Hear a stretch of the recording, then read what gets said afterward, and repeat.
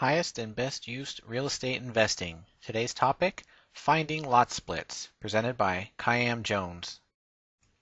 We will be using Utah's multiple listing service to search for properties that are large enough to have the potential for a lot split and look at some of the criteria that will help assist us in finding those properties.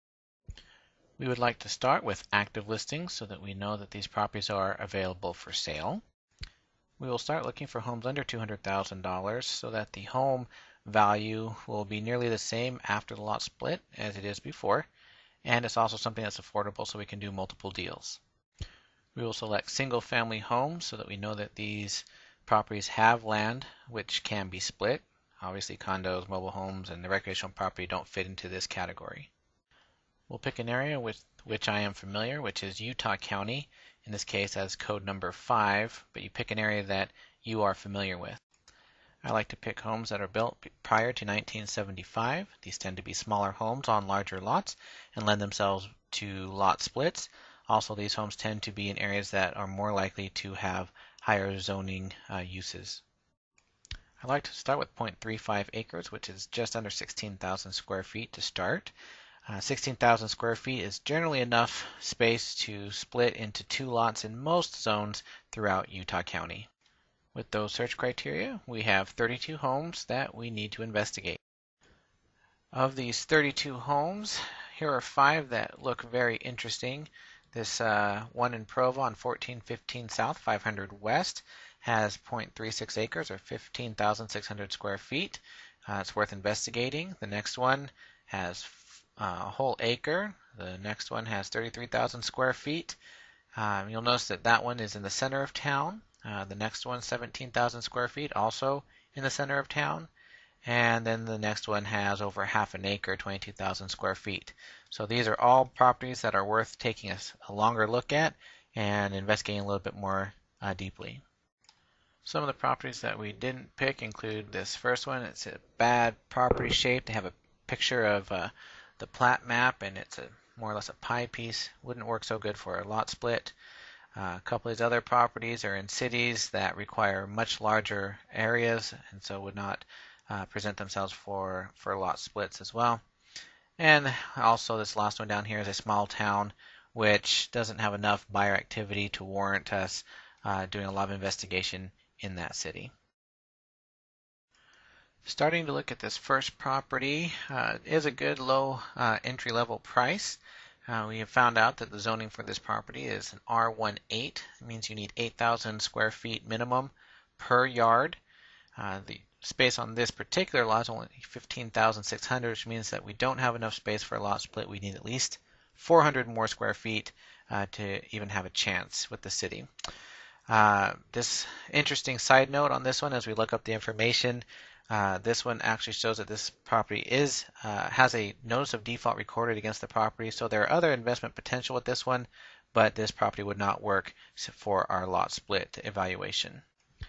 This second property also has a fairly low purchase price. The zoning for this is an R1-7500. That means that you need 7,500 square feet per lot in this zone. The property actually sits on 0.76 acres, which is over 33,000 square feet. With 7,500 square feet per lot, that gives us a potential of almost 4 lots. However, the zone also requires a minimum lot width of 75 feet, and the frontage on this one is only 134, which means that we only have the frontage for a single lot. We would need at least 16 more feet of frontage along the street in order to have enough space for a second lot. However, the question would be, is it possible to come up with those 16 square feet so that we would have enough frontage for 2 lots? Let's take a look. This is a plat map from the Utah County records, which shows that the property has 134 feet of frontage, and it goes 247 feet deep. So the question is there a way to get 16 feet one side or the other, or in a combination, to give us plenty of room to do the lot split? In talking to the neighbor on the west side, that is not a possibility, and it doesn't look like we have quite enough space, although there might be a way to purchase some space off of the back of the adjoining 4 neighbors. But I know that several developers have already investigated this particular option. But let's check out another possibility. What if we were to create our own little side road on the west side of the property? If we were to do this, we would gain access not only to potentially 3 lots instead of just 1, but each lot now has frontage to a public street.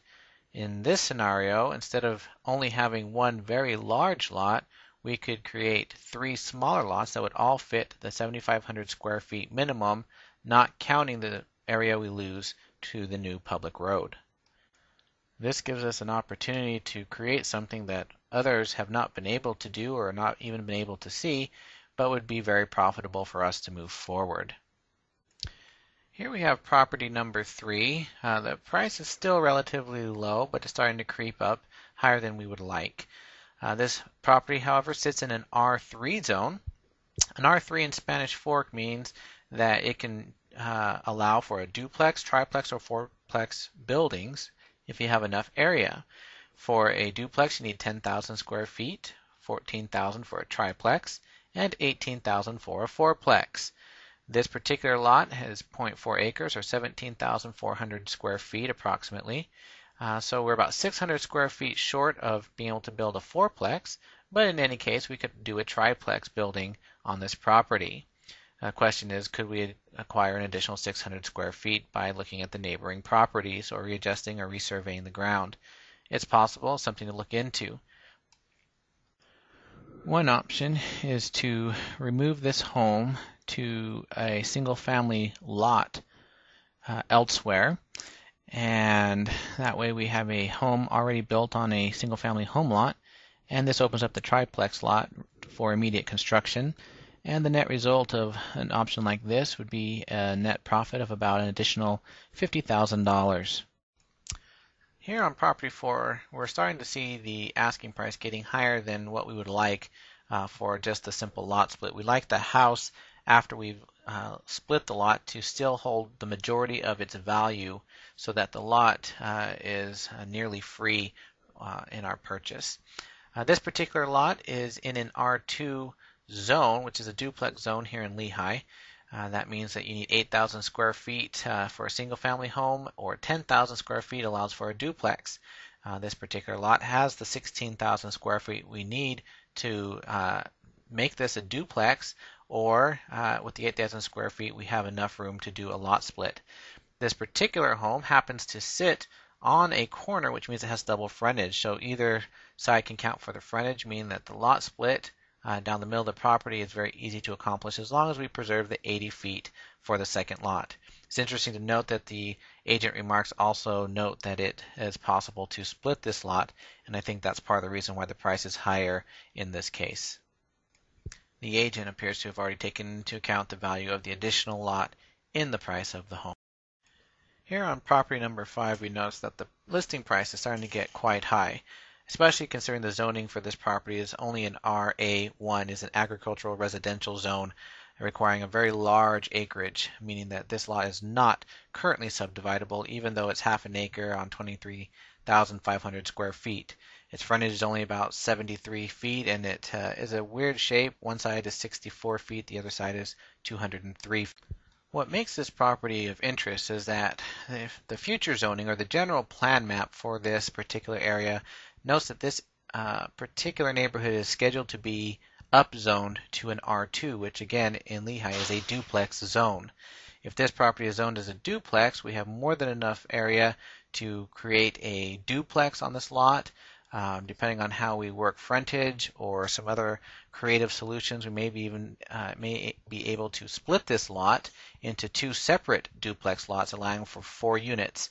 And considering the neighborhood does have R3 zoning, which is a higher density zoning for this area, that might be a realistic possibility for this particular lot and worth some more investigation and some questions to the city.